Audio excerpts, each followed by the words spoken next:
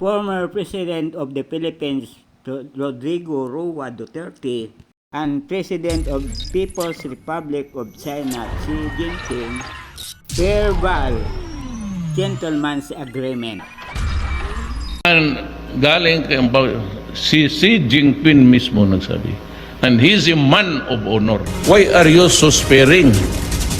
Gusto ninyo, gawain na lang ninyo kaming province, Fujian, pati Philippine province of China. Gawain na lang ninyo kaming province, Fujian, pati province of China. Problema, maraming pera. Dahil sa ang agreement na ito ay verbal, walang dokumento, pero noong hindi na presidente si Duterte ay nagkakagulo na sa West Philippine Sea dahil sa ginagawang encroachment at pangharas ng Chinese Coast Guard sa supply mission ng Philippine Coast Guard sa BRP Sierra Madre, ay ini-invoke ito ng Beijing ang agreement na ito na ikinabibigla ng maraming Pilipino na nagmamahal sa bayan.